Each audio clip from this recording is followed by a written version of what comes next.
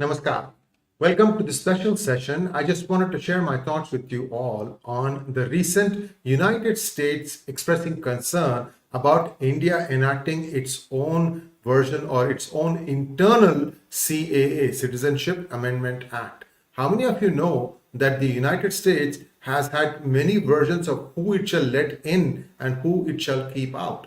Till 1967, the United States only allowed immigration from Western Europe. It was not allowing anybody else. That was not a problem for them.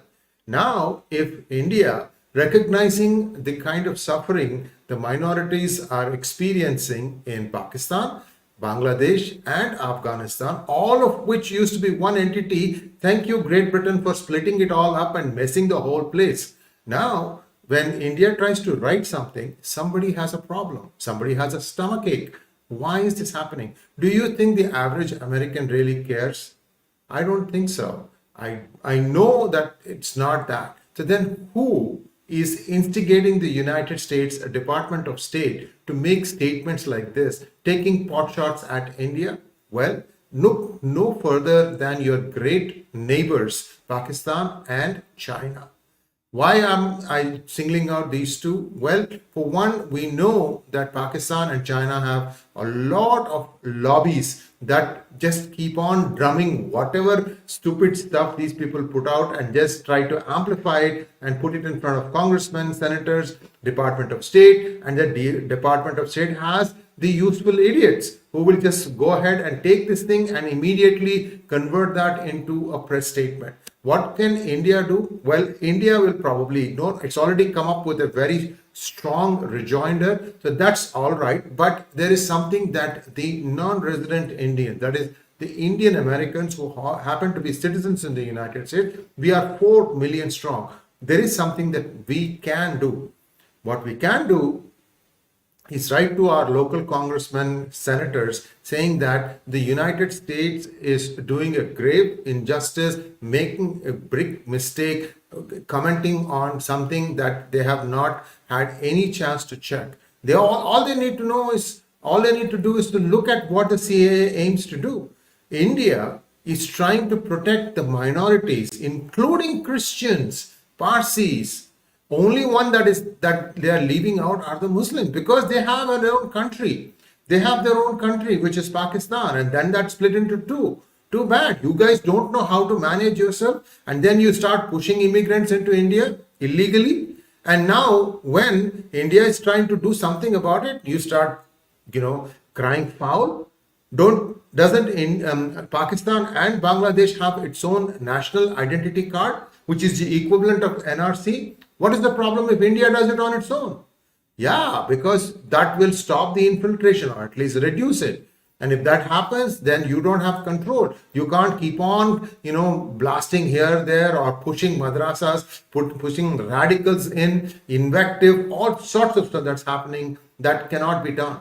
I'm now hearing that China is beginning to get ready to start pumping illegal or fake United States dollars as well as Indian rupees. Well, it's true or not, I don't know, unless the unless the Indian Department of Finance or the RBI holds a press conference and tells the people of India that here is a fake note being printed by China, here is the real note. Nothing will happen. I can only speculate.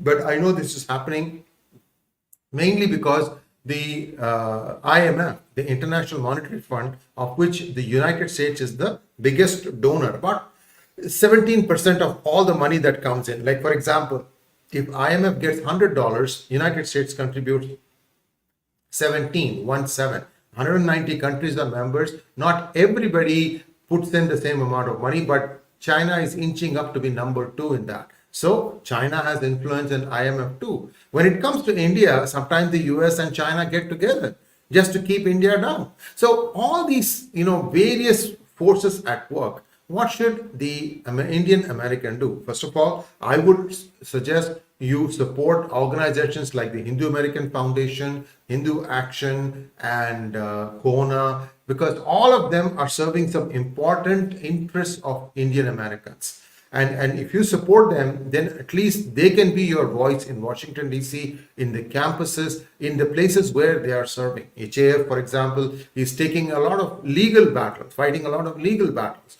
for the rights of Indian Americans. So all of them have separate, focused areas where they are excelling at. So you can donate to them. Don't give $5,000 a plate dinner, especially those of you who are doctors or doing very well. I'm sorry to single out one, even the newly minted millionaires who have made money selling their startup. All of you, think about what you are going to get in return for writing a $5,000 per plate dinner check, in addition to just getting a photograph taken. So what? You can Photoshop it in your house. Take any leader you want, put your face. In fact, you can even make that person touch your feet for all I care. These are all nonsense. The just going and taking your picture, getting your picture taken with a political celebrity is a waste of time. If you're paying some money, make sure that you give them a list before. You say, okay, if you implement these 4 things, I'll give you this much money, and the remaining 4 you can do it after you receive the money. Or better still, give them 10 issues. Tell them after doing 5, we'll give you half the money, and after doing the remaining 5, we'll give you the other half. That way, you will get the bang for your buck. Don't waste your valuable tax-free tax income after that. You can put it to good use. That's all I'm saying. This is not very difficult, but you all need to tune into what are the problems that are afflicting the Indian American. How many of you know that Indian American children are getting killed mysteriously in various campuses, and the FBI seems to have no clue? What does one do about it? It could be our children next. So all sorts of problems are happening, and it's the Indian American who needs to kind of get their head up from wherever they are and look around and see how a successful community is being pulled down because the others cannot pull themselves up. Meritocracy? Oh, they have no clue. Just take a look at what the United States is doing now. It is allowing immigrants for the most part from Venezuela, and Venezuelans stopped working because Hugo Chavez was giving them a lot of freebies because he said, I have oil. I don't need to have my population work anymore. He wanted to keep getting elected. So he has given so many freebies that the population stopped working. That's why Venezuelan economy is crumbling. And now what is the United States doing? Oh, all the Venezuelans, please come over. These people have gotten lazy. How are they going to suddenly start working now?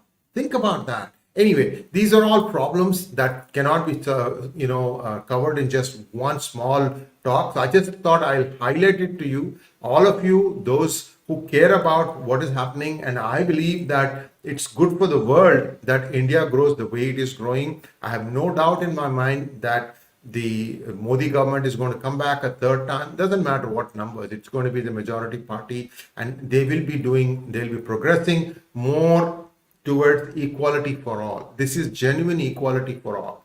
Thanks for watching. Please like, share, and subscribe to our channel. Don't forget to click on the bell button for notifications. Namaskar.